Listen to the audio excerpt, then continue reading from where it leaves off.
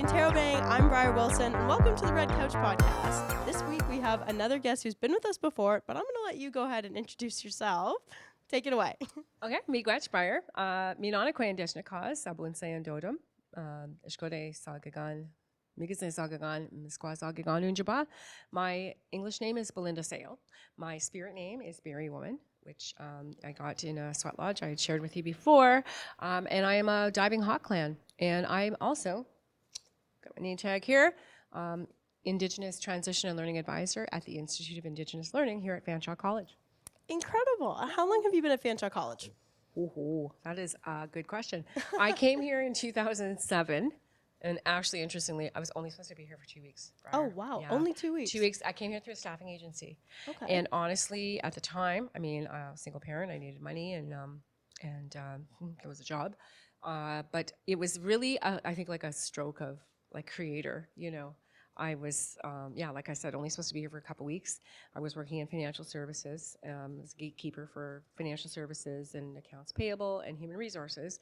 And then a couple of managers liked me, and they got together talking and said, you know, if we had the ability, we could keep Belinda on.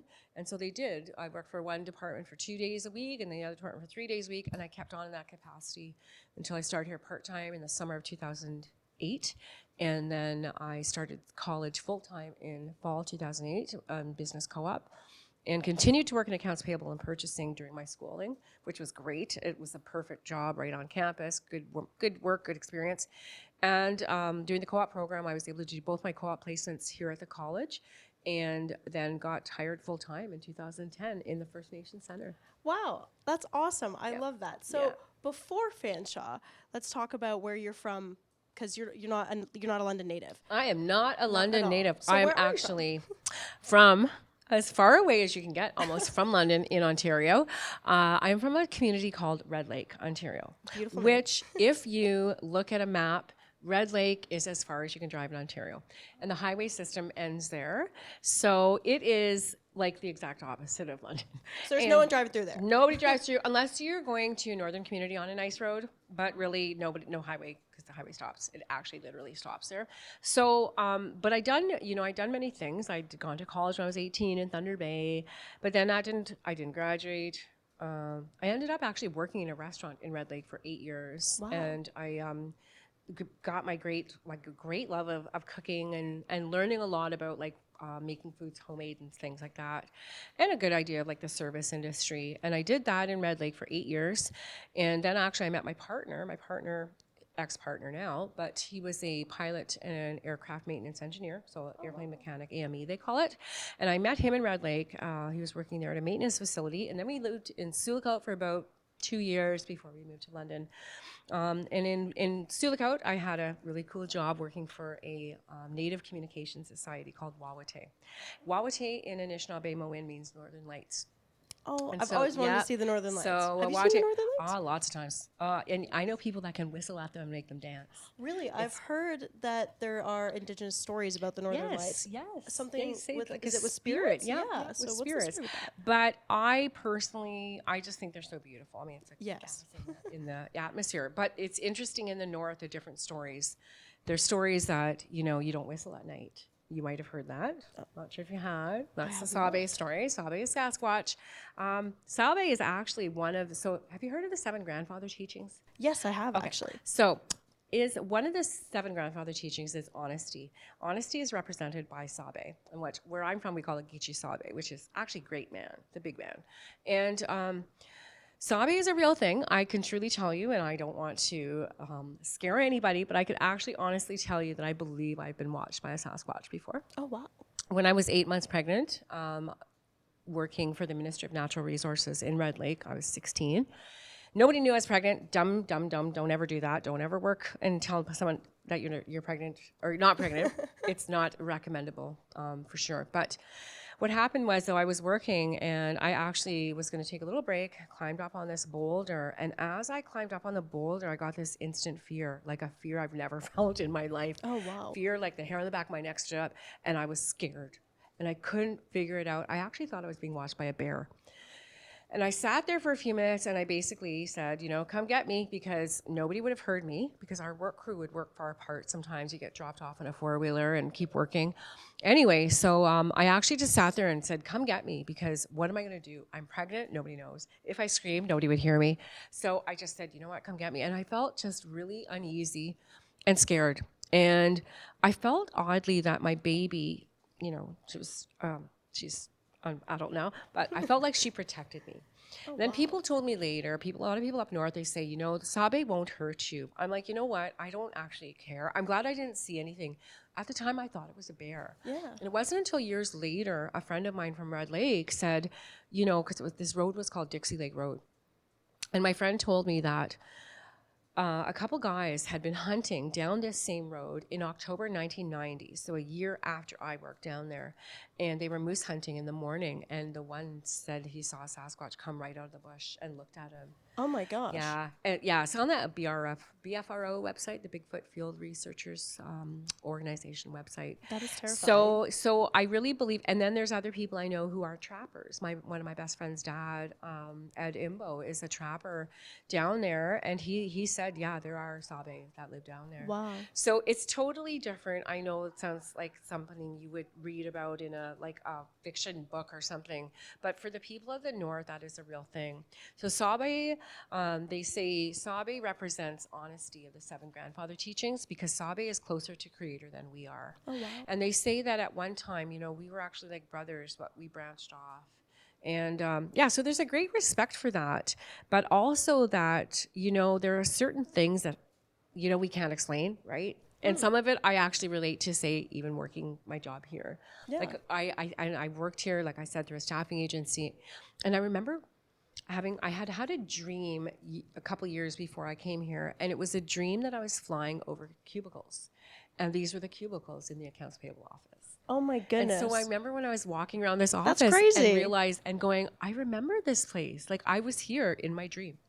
What? So is that like the same as when some people would say they get deja vu?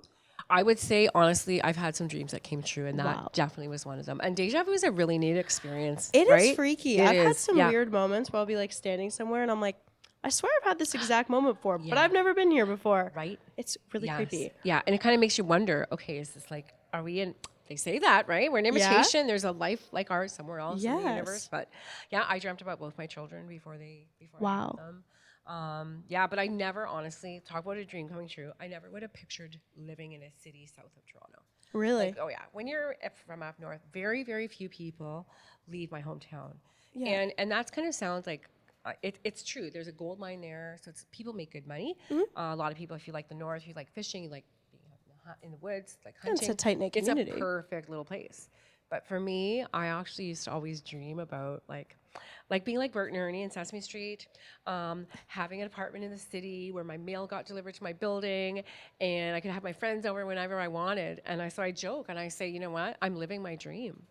I love that. That's beautiful. I know, kind of corny, but it's true. It's so true. That's amazing, though. Yeah, and last time you were on this podcast, you had a conversation about Indigenous representation within Fanshawe College. And I want to ask you, do you feel like since that conversation here, anything has changed? Do you see more of it? Would you like to see more of it? I would say as a population, as numbers, it has not really changed. And that's a work in progress. Yeah. I know that in institutions like ours, things to change are often slow moving. I find sometimes, though, at least at Fanshawe, where we are now with Indigenous ways, we are worlds ahead where we were 18 years ago when I came here. And I guess, is it 2007? I don't know, but it's a long time. But at that time we had a different president. We had a lot of different things. And now, you never would have seen a teepee just outside, right? Yeah. You go down now to It wouldn't be a podcast. Yes, you wouldn't exactly. be here. Yeah, we have such amazing things now. And I do thank Peter Devlin, our president, for a lot of those changes, because I know that he's taken a certain interest that he doesn't have to in Indigenous people, even in me personally, just in the attitudes of the college. For example, in Innovation Village, having all of those Indigenous themes, right? Which are very beautiful. Yes, having the big mural with the wampum, our teepee, a certain respect for our culture and for who we are as people. I think that's a huge thing, and I'm very grateful for it. But that being said, I really feel that there is a lot of work to do. When you look at Western, and I'm not sure if you've been to the Western space, the Wampum Lodge, they have staff there that do, like, their primary job is outreach, or, you know, some of the things that we do. And as you saw today, I do wear many hats. Yes, but very beautiful hats. But yeah, so you know what? I do thank Fanshawe. I just say, you know what? There's always going to be room for us to grow and improve. And I think we're on the right track. Yeah, well, that's awesome news, because we wouldn't want to be on the wrong track. That's for sure. And especially since last time you had that conversation, I'm glad that there's been a little bit of change, or you feel that it is a little better, or that there is good representation, but we can always grow. There's always room to grow. And at least, you know what, it's sometimes too getting the word out. And I think, you know, to some people, there are certain classes, say police foundations, and their professors have asked me to come in to speak with their classes. A lot of times too, with international students, they don't always have an understanding at all of Indigenous people, of who we are. And even some people that grew up here don't, and that's fine. But I sometimes feel like I can help enlighten people, you know, and if I can do it kindly, respectfully, and of course with food, if I can draw you in and help that way. Food is an attention grabber. It certainly is, especially those pickled jalapenos that we have. Very delicious. Yes, we did share some wonderful jalapenos right before this podcast. I wish you could try them. We did, yeah. So yeah, and you know what? So we're lucky. As an aside to that, and I just want to throw this out there, because I really believe that sometimes what we do project is part of maybe the possibilities. And I think the possibilities are endless for our people right now. So for example, one of the things that I did recently, and we talked about it in a meeting that we had, in a staff meeting, and I asked our director, or our special advisor, Guy Williams, just, you know, would it be okay if maybe, you know, there's a space on campus, it's just the former olive oils. And I asked, is it possible, maybe, could we ask for that space? Because the cooking that we do in the Institute of Indigenous Learning, we sometimes feed hundreds of people on a Tuesday or Thursday. We have breakfast Mondays. We have over 900 students registered, of which you are one. But we also feed a lot of other students on campus. We've had your lovely staff. We've had, you know, Grazia and Cami from the FSU. And, you know, we do it all on a hot plate. We don't have a stove. And so what I did actually just a couple weeks ago, we did this big batch of lentil soup, the Turkish lentil soup that I make, and I actually brought some over for President Devlin and his assistant. I had a little chat with them about, with Cheryl, his assistant, just really about the possibility. Could we have this space? Could we put the bug in somebody's ear? Yeah. Because it has sat empty since before COVID. And I just kind of wonder, you know, with our students, because the culinary is downtown, but, you know, we got somebody like Blake who made the pickled jalapenos. Yeah. And is there some way maybe that we could branch out more? You know, and then there's this list of possibilities that keep growing, like a little ripple, right? When you throw a rock in the water. Yeah. A couple of weeks ago, or a few weeks ago now, I guess, I was asked to go to the London Health Sciences Centre to be part of a Czech presentation, not ceremony, Wonderful. but a Czech presentation. Yeah. What it was the London Health Sciences Centre did an event, an Indigenous food event, on June 21st on Solidarity Day. And what they did was they raised some money from this event, I guess through staff. They raised about $1,700. Oh, wow. And they decided, you know what, we're going to give this money to a student through the Institute of Indigenous Learning at Fanshawe College. And my manager, Natalie Fletcher, she asked if I would be able to go and be part of this Czech presentation. Yeah. And I was happy to do it, but I really wasn't expecting, like, the CEO and interim president of the London Health Sciences Centre was at this ceremony as well. Oh, wow. So this picture was a big deal. It was a very big deal. I was not expecting it to be, but I was very happy and proud to be a part of it. And so I always go back to this, like, here I am, this girl from this way, like, small town, way up in Northern Ontario, that, you know, and I feel lucky to be here. And that's corny, but it's true. And that's one of those things, those partnerships, maybe we can start having Indigenous foods at the hospital that our students make. Like, would that not That would be a really wonderful idea. Right? So, you know what? Sky's the limit. I think I agree completely, and I think that that's a way that we can continue to get the word out there about Indigenous culture. We talked earlier about food is a huge part of culture, and how that's how we can share cultures through food. Yeah. Nobody's going to say no to food. I'm not going to say no to food. I No, didn't say no to your nachos. No, those are Those are I good. said We yes. all thoroughly enjoyed those. Yeah, so on the topic of Indigenous representation, we have an important day coming up at the end of this month. We do. September 30th is Truth and Reconciliation Day, which is also known as Orange Shirt Day for some people. So do you kind of want to speak to that? What does that mean to you and to the Fanshawe Indigenous community? So for me personally, it's actually strikes home much more than probably people would be aware of if they know me. My birth mother, Nancy Bell Cabastra, was in a residential school. She was in the Cecilia Jeffrey Residential School outside Kenora. And she was a member of the Shoal Lake First Nation, Ishkadeh Sagigan. So really, though, the part of it, though, that I think is important, these children didn't go to school by choice. It wasn't a boarding school, and they really shouldn't even be called schools. My mother went there when she was probably about 5 years old, and she was there until she was about 14. And it was, I think, a Presbyterian-run school. They were treated very badly. The truth of the matter, and my mother never actually said this to me. My aunt did. My dad's sister, my Aunt Mary Gardner Skeed, she was in the school as well. She was a few years older than my mom, and she was very tough and outspoken. And I remember her telling me, she said, I can't tell you exactly what your mom went through, but I can tell you what I went through, because I'll give you a good idea of probably her experience. She said she was beaten for speaking her language. She couldn't speak to her siblings. If they were caught talking in Anishinaabe or Ojibwe, they would be disciplined physically. So usually that meant they got beaten. They couldn't speak their language or practice their culture. They couldn't see their parents. And and my aunt said, I was molested and then I was raped. And then the really crappy part is that the children started to do it to each other. So it really became a terrible, sickening little system that continued for generations. And so if you're familiar with Gord Downie, who is the lead singer of the Tragically Hip. Yes. And so Gord Downie made a lot of awareness because of an association with Chani Wenjack. And this symbol here is from the Chani Wenjack, Wenjack Downie Fund. And that's Gord Downie's hat.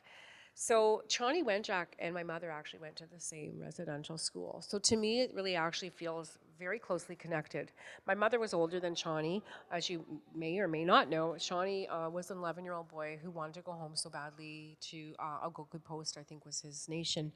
And he ran away from the residential school in the winter and froze to death on the train tracks. And so, you kind of think, I guess my thing is, in a place like Fanshawe, where we have all these wonderful services, we got this beautiful red couch and all this funness and good, that is not what those children experienced. And I feel like I'm a legacy in a way, because I came after her, but I still carry that impact.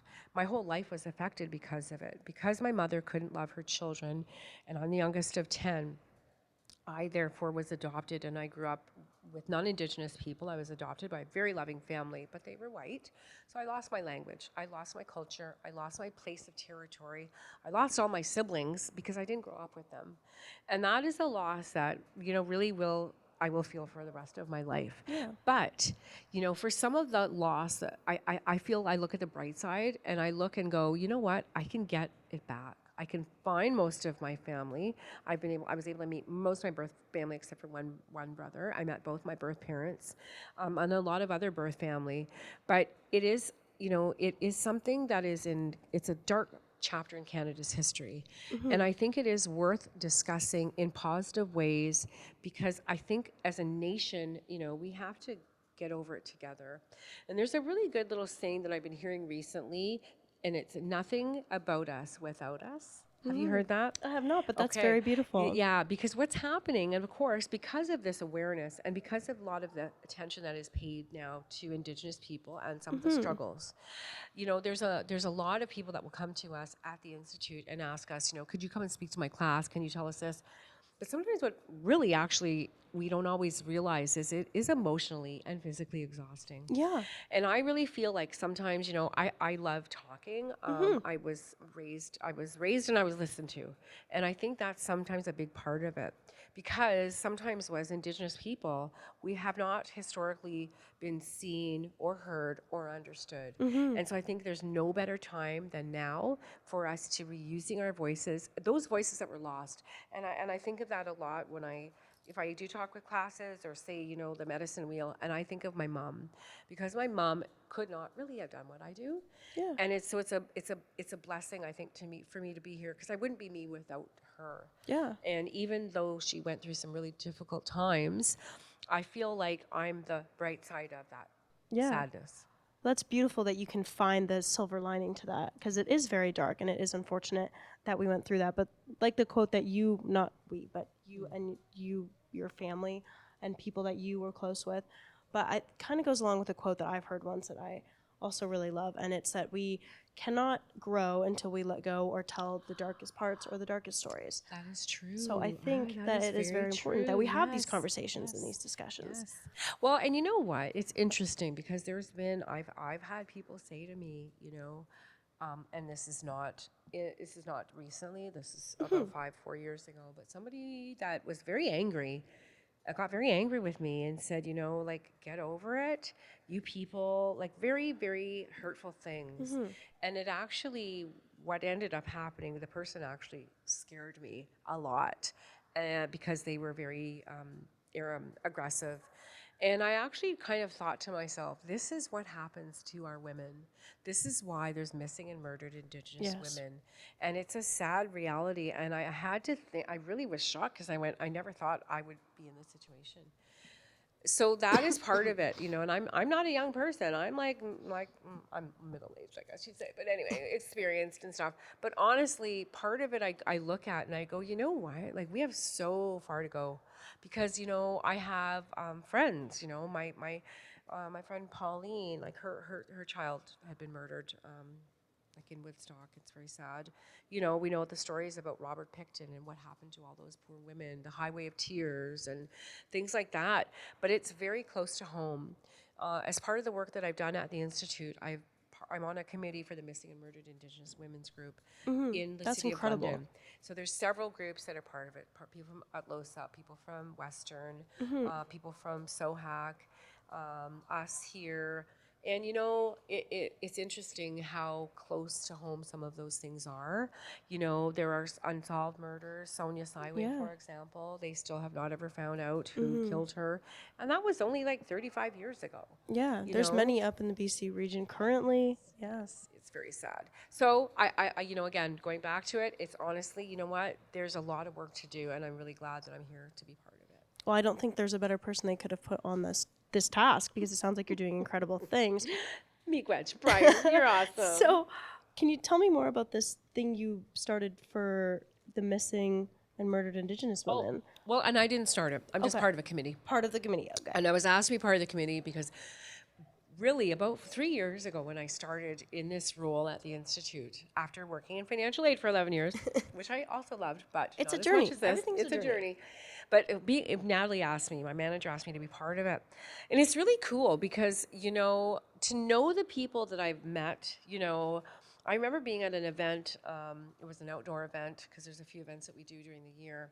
And I was at this event and I saw this lady, and I'd seen her like on our Zoom meetings, but I kind of thought, wow, she looks kind of like my cousin. Just had that look about her, right? And then I don't know, we were talking one at this event, and she said something about being from way up north. I'm like, well, whereabouts? And then she starts talking about Couchiching. And I'm like, oh my gosh, I have cousins who are from Couchiching. Well, it turns out this lady, and she's not related to me, but she is a member of the Couchiching First Nation. And my cousins on my mom's side, their dad was from there. So it's just interesting, because I said, you know what, you look like my cousin. I'd always thought that. But then to find out that they're actually part of the same nation was kind of interesting. Like I said, those weird connections. So it's a small world. It is a very Everybody small is connected. world, I truly believe a very, very small world. And then, you know what? And I just feel like, you know what? Maybe it's my job. I just like to make it a little smaller, make things a little bit more intimate. And that's part of who we are as Indigenous people, right? We're always kind of looking for that little place. I think especially for me, being adopted, not being from here, I'm sometimes a little bit more eager to find that.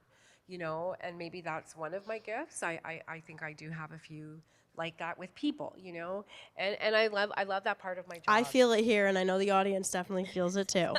Well, like, and people in the center, right? They know, right? Auntie B, and like, I care about our students when they come in. Like, I try really hard to know their names. Yeah. I try really hard to care, you know, even if I don't. Okay, like I can't fix maybe some of those big problems that you have. But if I can care about you in the 10 minutes that I see you and give you some food and ask you about your day, then that's something. It makes a huge difference. The best thing ever is when you walk into a room and you see someone and you're like, oh, I don't know if they know me, but I know them, and it's the most awkward thing. So it's awesome that you can kind of break that barrier, because I know some people are probably too scared to break it down. So it's awesome that we can have these conversations, especially in the month of September with Truth and Reconciliation Day coming up. But the big thing about communication is it is a two-way street. So we can talk and we can be voices, but it takes people to listen, which you are doing right now. So be sure to pick up the latest issue of the Interrobang and newsstands all around. Follow us on all of our social media platforms, and you can listen to our podcast from our website or wherever you stream your podcasts. And tune in again next week for the next episode of the Interrobang. I'm Briar Wilson.